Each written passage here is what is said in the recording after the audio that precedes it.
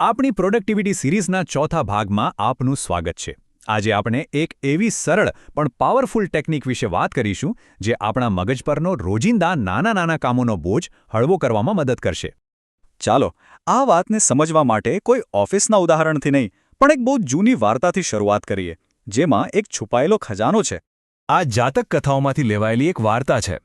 બે ફેરિયાઓ છે જેઓ પોતાનો સામાન વેચવા માટે એક શહેરમાંથી પસાર થઈ રહ્યા છે. તો એક ઘરમાં એક વૃદ્ધ સ્ત્રી પાસે એક જૂનો મેલો વાટકો હોય છે. એ પહેલા વેપારીને બતાવે છે. વેપારી તો તરત જ ઓળખી જાય છે કે આ તો શુદ્ધ સોનાનો વાટકો છે, પણ એના મનમાં લાલચ જાગે છે. એ ઢોંગ કરે છે કે આ વાટકો સાવ નકામો છે અને હું પછી આવીને જોઈશ એવું કહીને ત્યાંથી નીકળી જાય છે. થોડી વાર પછી ત્યાં બીજો વેપારી આવે છે, એકદમ પ્રમાણિક.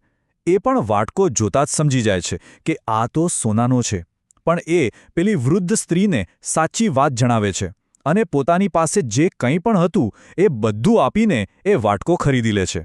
હવે પેલો લાલચુ વેપારી પાછો ફરે છે ત્યારે શું થાય છે? તક હાથમાંથી જતી રહી હોય છે. એના પછી કરેશવાળા વલણે એની એ નાનકડી ઢીલે એની પાસેથી એક મોકો ખજાનો છીનવી લીધો. આ વાર્તા ભલે જૂની હોય, પણ એમાં જે ભૂલ છે ને એ આપણે રોજિંદા જીવનમાં, ખાસ કરીને આપણા કામમાં વારંવાર કરીએ છીએ. ચાલો આને જરા ઊંડાણથી સમજીએ. જુઓ, એ દરેક ઈમેલ જેને આપણે ખોલીને તરત બંધ કરી દઈએ છીએ, એ દરેક મેસેજ જેને વાંચીને જવાબ આપવાનું ટાળીએ છીએ, એ બધા આપણા મગજમાં એક અધૂરા કામની જેમ રહી જાય છે, એક માનસિક બોજ બનીને. વૈજ્ઞાનિકો આ સ્થિતિને અટેન્શન રેઝિડ્યુ કહે છે. સીધી ભાષામાં કહીએ તો આ એ જ ફિલિંગ છે જ્યારે કોઈ કામની વચ્ચે માત્ર 1 મિનિટ માટે ફોન ચેક કરીએ અને પછી પાછા એ કામ પર ધ્યાન જ ન લાગે.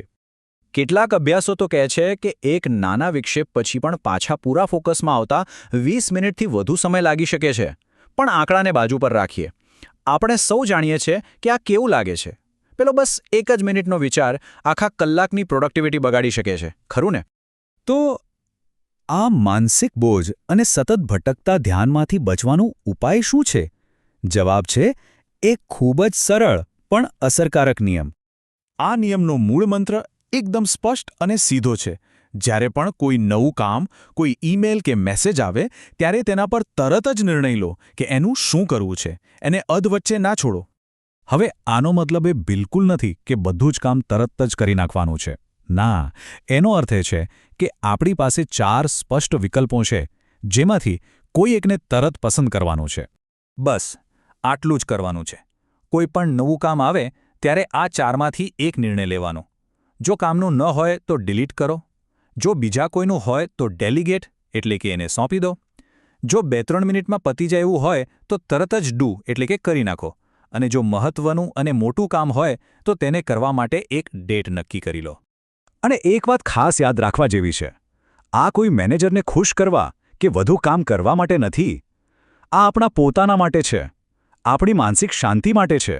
જેથી દિવસના અંતે આપણે થાકેલા નહીં પણ સંતુષ્ટ અનુભવીએ. જ્યારે આ નિયમને રોજિંદા જીવનમાં ઉતારવાનું શરૂ કરશો ને, તો એના ફાયદા લગભગ તરત જ દેખાવા લાગશે. પરિણામ શું મળશે? ઓછો ક્લટર, મગજમાં વધુ સ્પષ્ટતા અને મનમાં સતત ચાલતા અરે આ કરવાનું બાકી છે વાળા વિચારોમાંથી મુક્તિ. પોતાના કામ પર એક પ્રકારનો કંટ્રોલ પાછો મળશે. તો હવે આપણી પાસે આવતા કામોને હેન્ડલ કરવાની એક સરસ સિસ્ટમ છે. પણ હવે સવાલ એ છે કે આટલા બધા કામોમાંથી કયા કામો ખરેખર મહત્વના છે અને કયા નહીં? આ પ્રાથમિકતા કેવી રીતે નક્કી કરવી? બસ આ જ જાણવા માટે આપણી સિરીઝના આગલા ભાગમાં ચોક્કસ જોડાઓ.